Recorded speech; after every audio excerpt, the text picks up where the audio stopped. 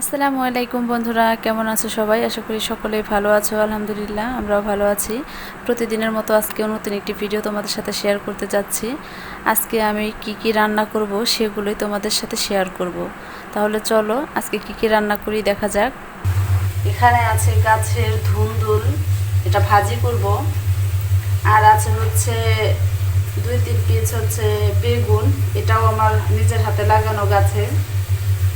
আর এখানে হচ্ছে যে রূপচাঁদা মাছ, এটা পেঁয়াজ দিয়ে ভুনা করব। আর এখানে আছে চান্দা মাছ, এটা মরিচ পেঁয়াজ আর রসুন দিয়ে হচ্ছে একটা ভর্তা করব। আর এখানে যে মুরগির গোশত কয়েক পিস, আর এই যে মরিচ পেঁয়াজ। তো এই যে এখানে সব কিছু রেডি করে নিয়েছি, এখন এক এক করে চুলায় একটা একটা করে বসিয়ে দিব।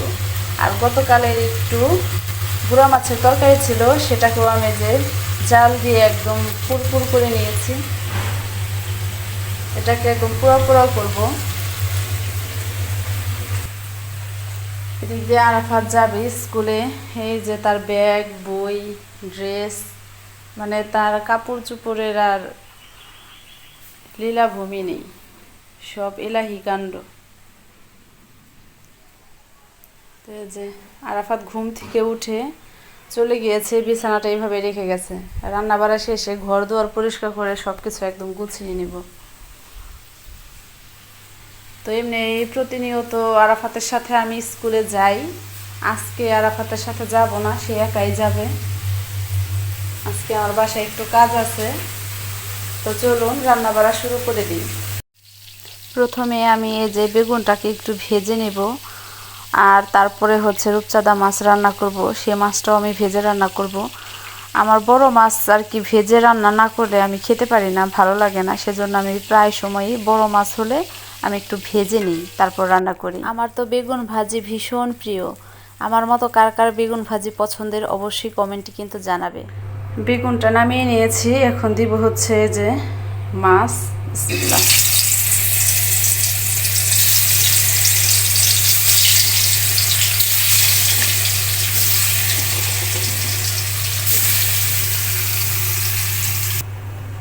মাছগুলো ভাজা শেষ, এখন এই যে পেঁয়াজগুলো দিয়ে দিব।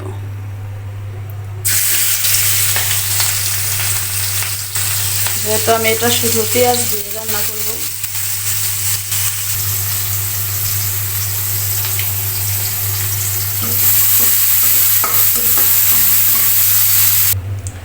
এই যে বন্ধুরা একটা ভুল কাজ করে ফেলেছি, ফ্রোজেন করা আদা এটা একদম পাথর হয়ে রয়েছে, তো আমি মাছে আদা দিতে পারলাম না, এটা থাক, মাংসতে দিব। আমি আপাতত এখানে একটু হলদি মরিচ মানে নর্মাল মশলাগুলোই দিই। হলদি দিলাম একটু,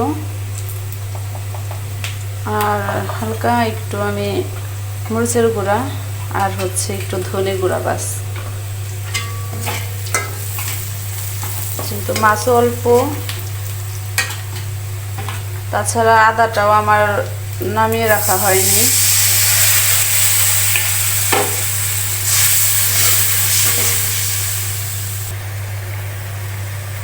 মাছটা একটু পেঁয়াজের সাথে দিয়ে আমি একটু নেড়ে চেড়ে নিই, তারপরে এখন অল্প পরিমাণে ঝোল দিয়ে দিব। যেহেতু আর সবজি দিলে আরাফাত সবজিও খেতে চায় না, আমার আবার সবজি ছাড়া কোনো কিছুই ভালো লাগে না, সবজি আমার খুব ভালো লাগে। তো এটা দিয়ে আজকে সারাদিন আরাফাত খেতে পারবে। থাকে, এখন এটা হতে থাকো। যে মাছের তরকারিটা নামিয়ে আমি সেই কড়াইতে আবার মাংস তরকারিটা দিয়ে দিলাম। আমি কিন্তু কড়াইটা ধুইনি, এভাবে দিয়েছি। দিয়ে দিলাম পেঁয়াজ,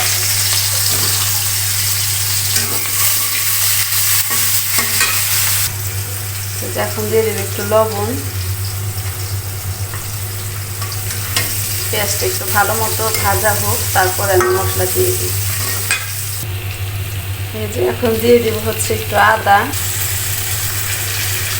ফ্রোজেন করা আদা তো গলতে একটু টাইম লাগে, আমি আগে থাকতে নামানোর জন্য মনে ছিল না।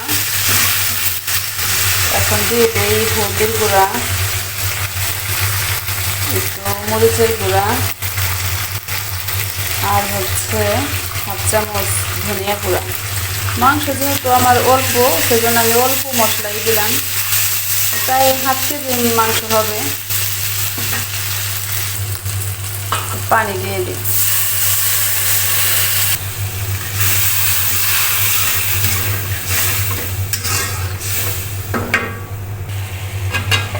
এই যে বন্ধুরা, মশলাটা আমার কষানো হয়ে গেছে। এ পর্যায়ে আমি এই যে মাংসটা দিয়ে দিই।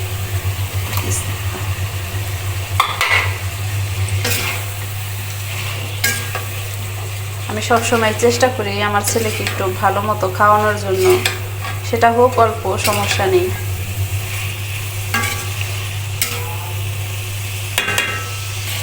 আমার ছেলে আবার এই যে চিকেনটা খেতে খুবই পছন্দ করে। আর খাওয়ার সময় যদি একটু ভালো মানের তরকারি হয়, ও মানে আরাফাত অনেক খুশি হয়। এই যে এক চুলায় মাংসটা কষানো হয়ে গেছে, এটাকে ঝোলের পানি দিয়ে দিই। আর হচ্ছে এই যে চান্দা মাছটা নুন হলুদ দিয়ে, রসুন পেঁয়াজ মরিচ দিয়ে একটু সিদ্ধ করে তার উপরে একটু তেল দিয়ে দেবো।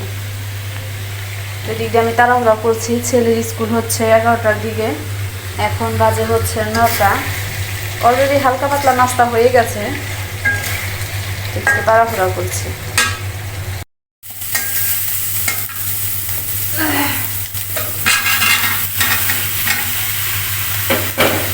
এই যে দেখো গাছের সুন্দর।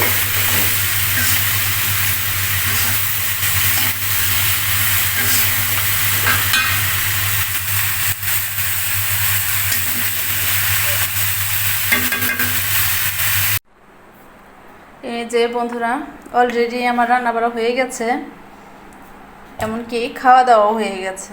তো খাবার দাবারের শেষে আপনাদের সাথে শেয়ার করছি আজকে কী কী রান্না করলাম। এই যে এখানে মুরগির গোশত, এটা প্রায় শেষের দিকে। এখানে যে ধুন্দুল ভাজি, গাছের ধুন্দুল আর গাছের বেগুন। আর গতকালকে যে গুঁড়া মাছের তরকারি, এটা একটু চড়চড়ি করে নিয়েছি। এখানে আছে মাছ তরকারি, রূপচাঁদা মাছ, আর হচ্ছে এই যে চান্দা মাছের ভর্তা করব, এখনও করিনি। তো এই যেগুলো দিয়ে খেয়ে নিয়েছি, এটা ভর্তাটা হচ্ছে পরে করব। তো এই ছিল আজকে আমাদের দুপুরের খাবারের আয়োজন। তো আপনারা সকলেই ভালো থাকবেন, সুস্থ থাকবেন। আর আমার আজকের সম্পূর্ণ ভিডিওটি কেমন হলো অবশ্যই কমেন্টে জানাবেন। আল্লাহ হাফেজ।